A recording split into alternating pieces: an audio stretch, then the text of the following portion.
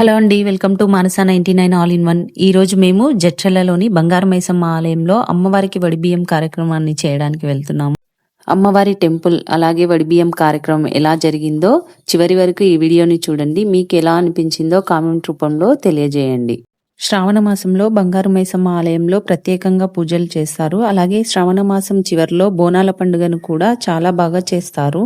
అమ్మవారికి ప్రత్యేకంగా మంగళవారాలు, శుక్రవారాలు, శ్రావణ మాసం, కార్తీక మాసంలో వడిబియ్య కార్యక్రమాన్ని విశిష్టంగా చేస్తారు. మొదటగా అమ్మవారి చుట్టూ ప్రదక్షిణలు పూర్తి చేసుకున్నాము. అమ్మవారికి వడిబియ్యాన్ని కలిపేటప్పుడు 5 మంది ముత్తైదువులు కలిసి ఒకరికొకరు పసుపు కుంకుమలు పెట్టుకొని అమ్మవారికి మనస్ఫూర్తిగా మొక్కుకొని 5 సార్లు పసుపు నూనెతో బియ్యాన్ని కలుపుతారు.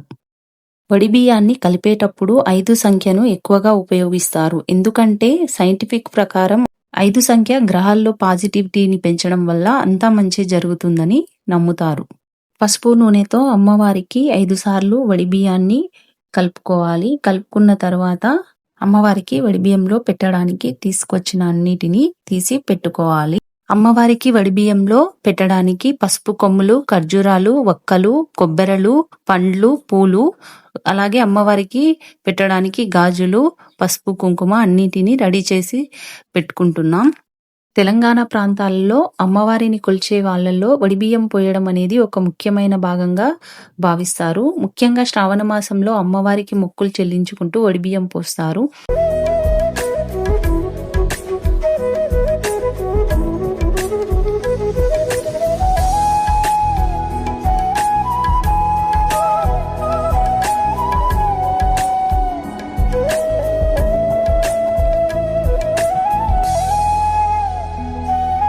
మనం తెచ్చుకున్న జాకెట్ పీస్ని అమ్మవారి ముందు పరిచి మనం తయారు చేసుకున్న వడిబియ్యంని అమ్మవారికి సమర్పించుకోవాలి. మనం తెచ్చిన చీరను అమ్మవారి పైన ఈ విధంగా వేస్తారు. ముందుగా అమ్మవారికి పసుపు కుంకుమలతో బొట్టుని పెట్టి అమ్మవారికి జాకెట్ పీస్లో మనం తెచ్చుకున్న పసుపు కుంకుమలను 5 సార్లు వేయాలి. వేసిన తర్వాత మనము 5 దోసిళ్లతో అమ్మవారికి వడిబియ్యాన్ని నింపాలి.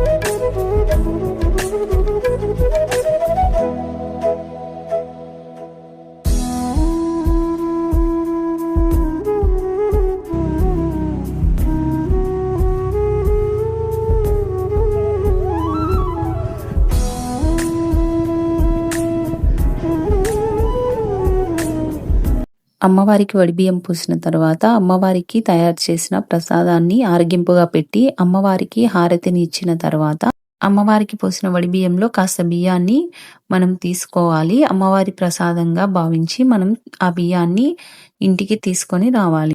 అమ్మవారు ప్రతి సంవత్సరము ఇలా వడిబియ్యం పోయించుకోవాలని, నా కోరికలన్నీ ఇలాగే తీరాలని అమ్మవారిని మనసులో మొక్కుకుంటూ అమ్మవారికి వడిబియ్యాన్ని సమర్పించుకోవాలి. అమ్మవారి పూజ తర్వాత అక్కడే గుడిలో ఉన్న రావి చెట్టు, వేప చెట్టు చుట్టూ ప్రదక్షిణలు చేసి, అలాగే గుడిలో ఉన్న నాగదేవత విగ్రహాలను కూడా ప్రదక్షిణలు చేసిన తర్వాత పూజ చేసుకోవడం జరిగింది.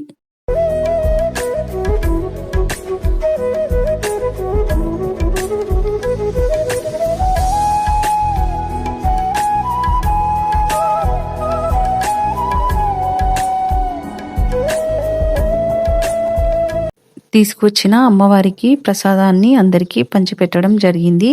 ఈ వీడియో మీకు నచ్చితే please like, share and subscribe my channel. ఇంకా ఇలాంటి మరిన్ని వీడియోస్ కోసం నా ఛానల్ని సబ్స్క్రైబ్ చేసుకోండి. మీకు ఈ వీడియో నచ్చితే కామెంట్ రూపంలో మీకు ఎలా అనిపించిందో తెలియజేయండి. అలాగే ప్రతి శ్రావణ మాసంలో జరిగే బోనాల పండుగని కూడా మీకు మరొక వీడియోలో చూపిస్తాను. Please subscribe my channel. Thank you all.